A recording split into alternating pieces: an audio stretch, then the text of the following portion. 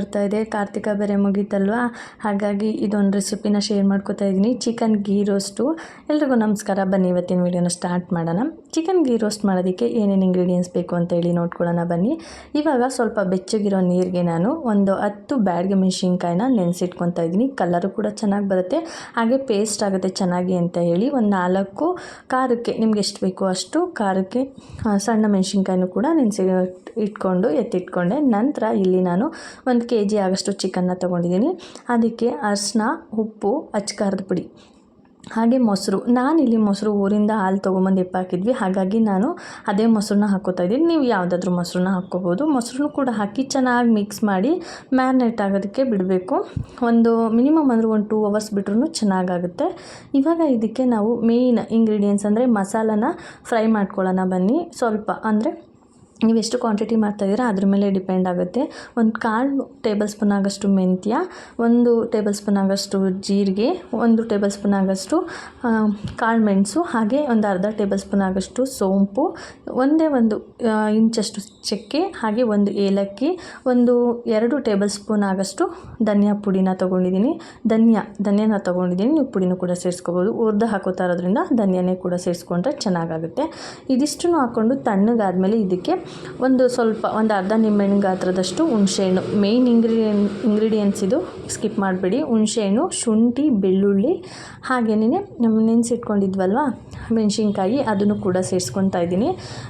ಇಷ್ಟೆಲ್ಲ ಸೇರಿಸ್ಕೊಂಡು ಸ್ವಲ್ಪ ನೀರನ್ನು ಕೂಡ ಸೇರಿಸ್ಕೊಂಡು ಮಿಕ್ಸಿ ಮಾಡ್ಕೋಬೇಕಾಗತ್ತೆ. ನೋಡ್ತಾ ಇರ್ಬೋದು ಕಲರ್ ಯಾವ ಥರ ಬಂದಿದೆ ಅಂತ. ಸಖತ್ತಾಗಿತ್ತು ಟೇಸ್ಟ್ ಅಂತೂ. ಕಲರ್ ನೋಡಿದ್ರೇ ಗೊತ್ತಾಗ್ಬಿಡುತ್ತೆ ನಿಮಗೆ ಯಾವ ಥರ ಬರುತ್ತೆ ಗ್ರೇವಿ ಅಂತಲೂ ಹೇಳಿ. ಹಾಗಾಗಿ ಆದಷ್ಟು ನುಣ್ಣಗೆ ಪೇಸ್ಟ್ ಮಾಡ್ಕೊಳ್ಳಿ. ಇವಾಗ ಮಾಡೋ ವಿಧಾನ ನೋಡ್ಕೊಳ್ಳೋಣ ಬನ್ನಿ.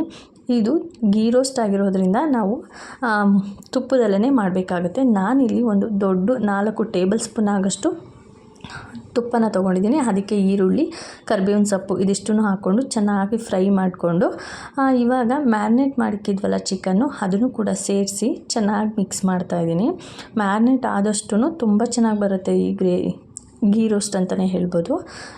ಇವಾಗ ಏನು ಚಿಕನಲ್ಲಿರೋವಂತಹ ನೀರೆಲ್ಲ ಸ್ವಲ್ಪ ಹಿಂಗೋವರೆಗೂ ಬೇಯಿಸ್ಕೊಂಡು ನಂತರ ರುಬ್ಬಿಟ್ಕೊಂಡಿದ್ವಲ್ವ ಮಸಾಲೆ, ಅದನ್ನು ಕೂಡ ಸೇರಿಸ್ಬೇಕಾಗುತ್ತೆ. ಅದನ್ನು ಸೇರಿಸಿ ಚೆನ್ನಾಗಿ ಒಂದು ಸಲ ಮಿಕ್ಸ್ ಮಾಡಿಕೊಂಡು ಸ್ವಲ್ಪ ನೀರನ್ನ ಕಡಿಮೆನೇ ಸೇರಿಸ್ಕೊಳ್ಳಿ, ಜಾಸ್ತಿ ಸೇರ್ಸೋಕ್ಕೆ ಹೋಗ್ಬೇಡಿ.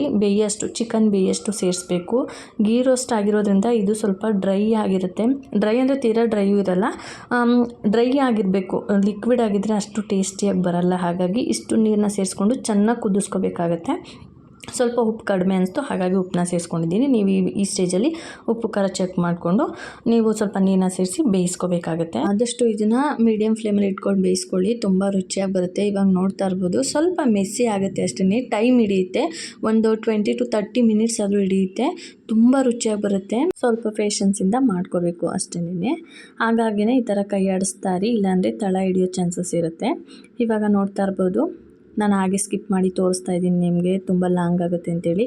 ಇವಾಗ ಇದು ಒಂದು 80% ಕುಕ್ ಆಗಿದೆ. ಸ್ವಲ್ಪ ತುಪ್ಪ ಎಲ್ಲ ಮೇಲೆ ಬಿಟ್ಟಿದೆಯಲ್ಲ 80%, ಇದು ಪರ್ಫೆಕ್ಟ್ ಅದ ಅಂತಲೇ ಹೇಳ್ಬೋದು.